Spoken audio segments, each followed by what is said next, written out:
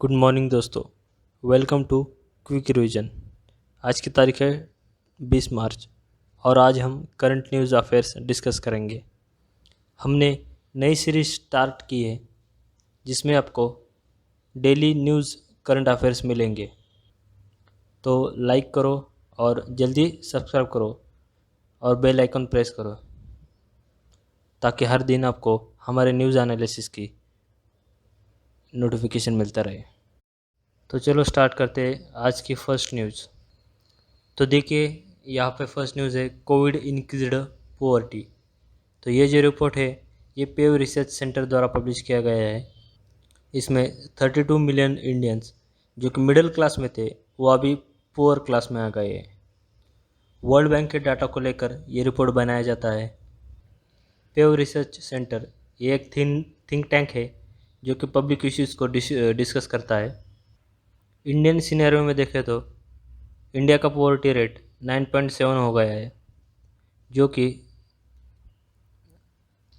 जनवरी 2020 में 4.3 था। यहाँ पे डेटा दिया गया है जो कि 2011 से 2019 तक है। 2011 में 340 मिलियन पुअर पीपल थे जो कि 2019 में 78 मिलियन हो गए थे, लेकिन सिर्फ 2020 में ये नंबर इंक्रीज हो गए 75 मिलियन तक बढ़ा है। मतलब अभी 150 मिलियन के पास पुअर पीपल है इंडिया में। पुअर पीपल हम उनको कहते हैं जिनकी डेली इनकम $2 से कम है, मतलब 150 रुपीज़ से जिनकी डेली इनकम कम है। अभी जितना ग्लोबल इंक्रीज़ हुआ है उसमें से सिर्फ 60% इंडिया में ही इंक्रीज़ हुआ है। अभी लॉकडाउन की वजह से बहुत सारे लोगों ने अपना जॉब खो दिया है। इसी की वजह से मनरेगा में अभी रजिस्ट्रेशन इंक्रीज़ हुए हैं। ग्लोबल सिनेरियो में देखा जाए तो पोवर्टी रेट 10.4 हो गया है।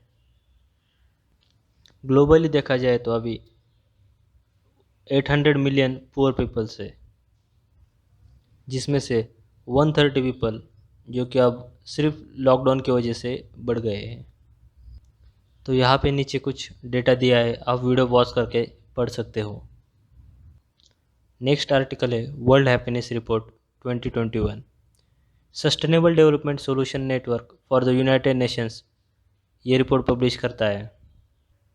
यहाँ पर हम देख सकते हैं कि इंटरनेशनल हैप्पीनेस डे 20 मार्च को सेलिब्रेट किया जाता है।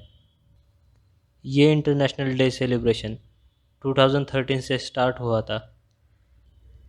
This was first initiated by Bhutan. इनका मानना था कि ग्रॉस नेशनल प्रोडक्ट की जगह ग्रॉस नेशनल हैप्पीनेस यूज़ करना चाहिए। इसकी हिस्ट्री देखा जाए तो ये हैप्पीनेस डे जो कि 1972 में भूटान के 4th किंग ने स्टार्ट किया था। यहाँ पर एक टर्म है GNP. GNP means gross national product, जिसमें all finished goods and services calculate किया जाता है जो कि सिर्फ सिटीजन्स के द्वारा प्रोड्यूस किया जाता है। इसमें हम फॉरेनर्स को इंक्लूड नहीं करते, और जो भी इंडिया के बाहर रहकर कमाई कर रहा है उसको भी हम यहाँ कैलकुलेट करते हैं। इस बार की थीम थी happiness for all for ever. इस रिपोर्ट के आप की पॉइंट्स देखते हैं। इस रिपोर्ट्स में 149 कंट्रीज़ पार्टिसिपेट करती है और नीचे इसके कुछ पैरामीटर्स दिए हैं जिस पे कि ये इंडेक्स बनाया जाता है।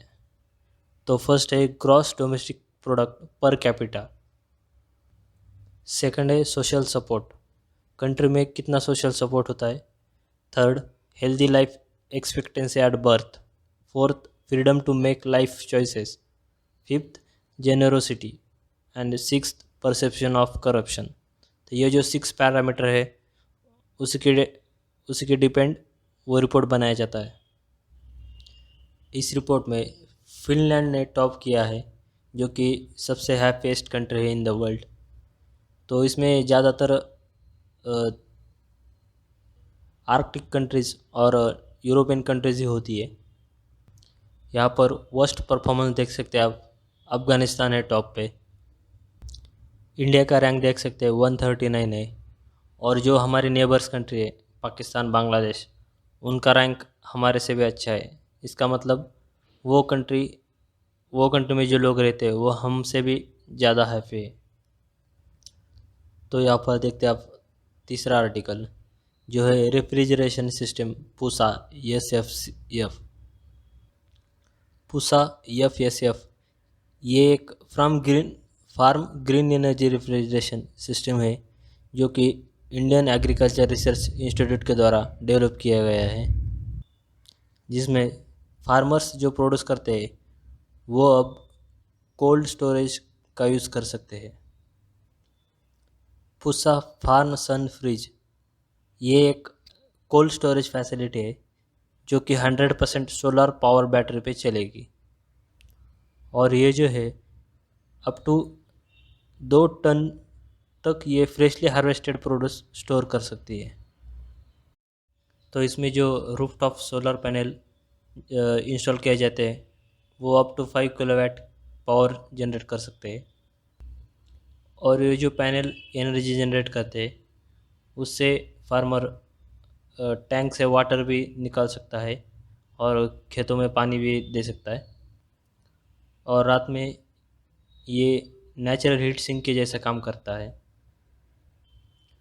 तो जितने भी फार्मर्स है जिनके पास सोलर पंप्स है तो इस टेक्नोलॉजी के लिए वो एक पोटेंशियल मार्केट है। तो यहाँ पर देखिए जो कि अदर टेक्नोलॉजी डेवलपमेंट है एग्रीकल्चर फील्ड में, इसमें है हैप्पी सीडर और precision agriculture technologies. Happy seeder एक ऐसा मशीन है जो कि कट करने और बीज लगाने में मदद करता है, और ये जो टेक्नोलॉजीज़ है इसमें मैनेजमेंट किया जाता है, मतलब क्रॉप और जो सॉइल है उसका डेटा रिसीव करके वो कितना हेल्दी है या उसकी न्यूट्रिएंट कैपेसिटी कितनी है वो सब देखा जाता है। तो अब देखते हैं नेक्स्ट आर्टिकल है रणथंभौर टाइगर सेंचुरी जो कि राजस्थान में है, और न्यूज़ में इसलिए है कि वहाँ से 6 टाइगर अब मिसिंग है। तो यहाँ पे हम रणथंभौर टाइगर रिजर्व के बारे में देख लेते हैं।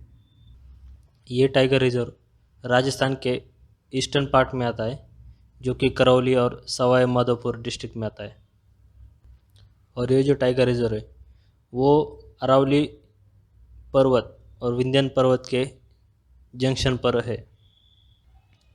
ये जो रणथंभौर सेंचुरी है इसमें रणथंभौर नेशनल पार्क है, इसमें और सवाई मन सिंह और कैला देवी सेंचुरीज भी है, और यहाँ पे पास में ही रणथंभौर फोर्ट है जिसकी वजह से इस टाइगर रिजर्व को नाम मिला है। ये जो फोर्ट था वो 1944 में चौहान रूलर के द्वारा बनाया गया था। इस सेंचुरी में देखा जाए तो बहुत सारे फॉरेस्ट पैचेस है, रेवाइन्स है, रिवर स्ट्रीम्स है और एग्रीकल्चर लैंड्स भी है, और it is connected to Kuno Palpur landscape in Madhya Pradesh through Kaila Devi wildlife sanctuary. और यहाँ पर जो रिवर चंबल की जो ट्रिब्यूटरीज है वो जो टाइगर्स है उनको यहाँ पर या उन टाइगर्स को कुनो नेशनल पार्क जाने के लिए पैसेज प्रोवाइड करती है। वेजिटेशन देखा जाए तो ग्रासलैंड है और डेंस फॉरेस्ट भी यहाँ पे पाया जाता है, और यहाँ पे mainly tropical dry deciduous forest पाए जाते हैं, जिसमें से एक स्पेसीज ऑफ ट्री है जिसका नाम है दहक, जो कि यहाँ पर ज़्यादा सूखा होने के बावजूद भी ज़्यादा देर तक सस्टेन कर पाती है। इस ट्री को फ्लेम ऑफ फॉरेस्ट भी कहा जाता है, और ये एक फ्लावरिंग प्लांट है जिसकी वजह से समर में बहुत ज़्यादा कलरफुल दिखने लगता है। This park is rich in wild life with tigers, लेकिन इसी के साथ यहाँ पर लियोपार्ड्स, कॉमन हनमंगूर्स, रेसस मकैक्यू, जैकल्स, जंगल कैट्स, कैरेकल्स और ब्लैकबैक भी पाए जाते हैं। तो चलते हैं अब नेक्स्ट आर्टिकल के लिए। नेक्स्ट आर्टिकल है India US artificial intelligence initiative.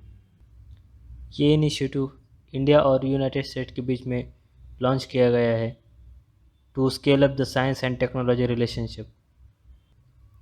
ये जो इनिशिएटिव है वो India US science and technology forum के द्वारा इस्टेब्लिश किया गया है।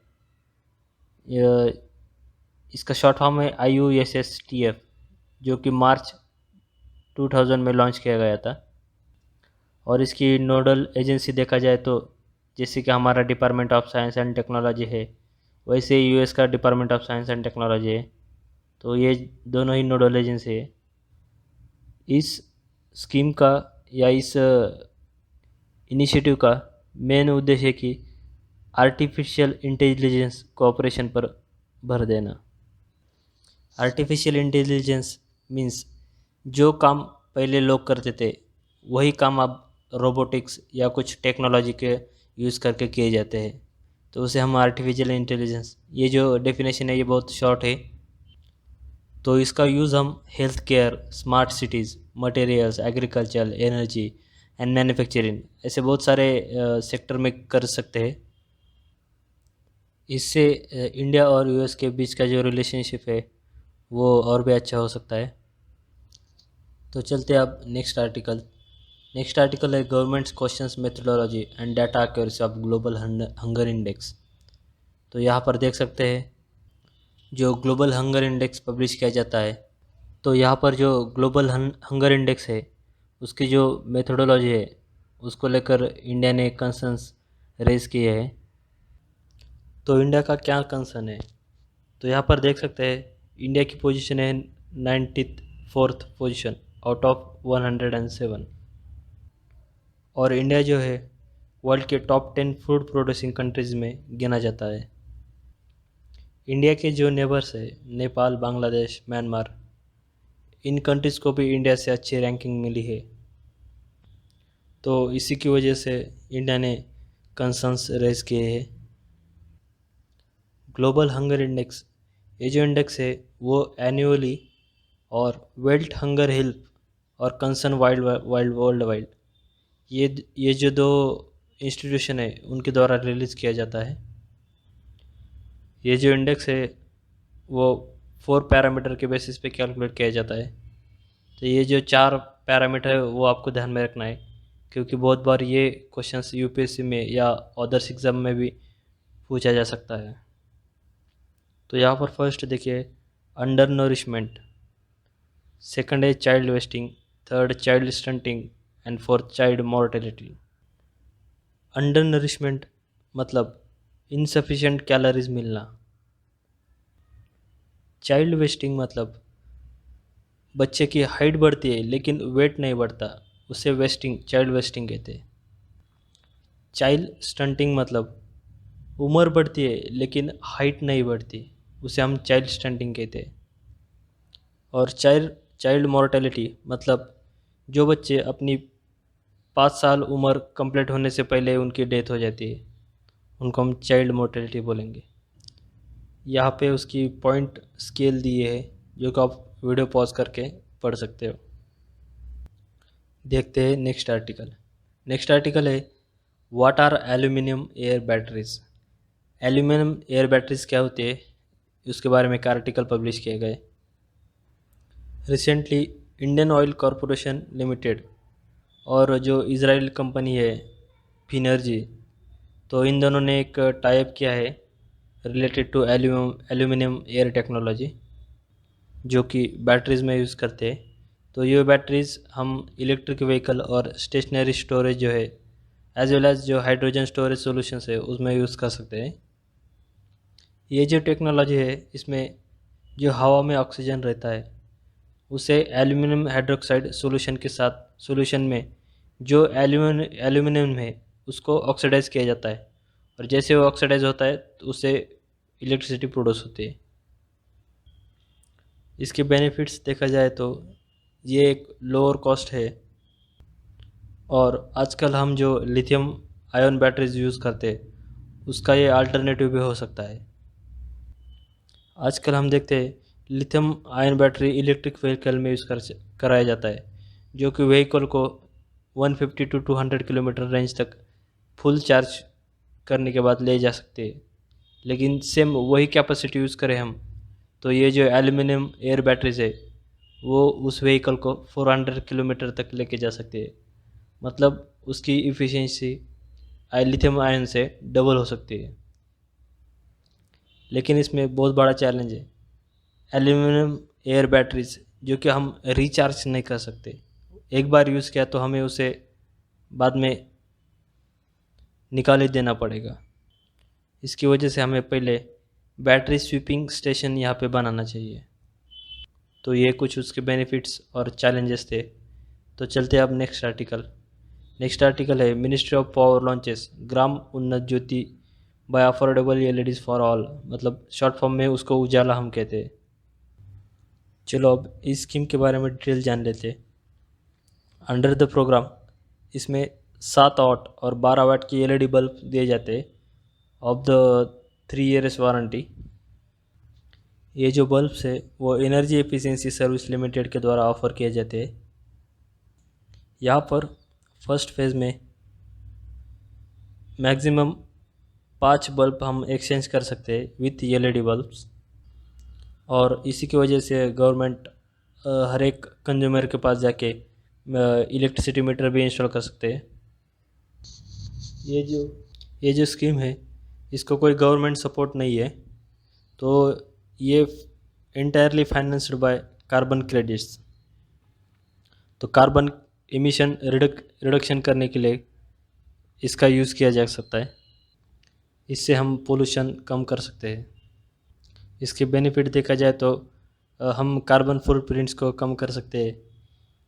एनर्जी एक्सेस, जो रूरल एरिया है उसमें एनर्जी एक्सेस बढ़ा सकते हैं, और उसकी प्राइस भी अफोर्डेबल हो सकती है। तो आज की डिस्कशन में इतना ही है। Thank you so much. अगर आपको पीडीएफ चाहिए तो डिस्क्रिप्शन बॉक्स में टेलीग्राम चैनल की लिंक दी है, उसको ज्वाइन करके आप वहाँ से पीडीएफ डाउनलोड कर सकते हो। अगर आपको ये वीडियो अच्छा लगा तो ज़्यादा से ज़्यादा लोगों तक शेयर करें, सब्सक्राइब करें और बेल आइकन प्रेस करें ताकि लेटेस्ट वीडियो की नोटिफिकेशन आपको मिल जाए। तो मिलते हैं कल के डिस्कशन में। Thank you so much.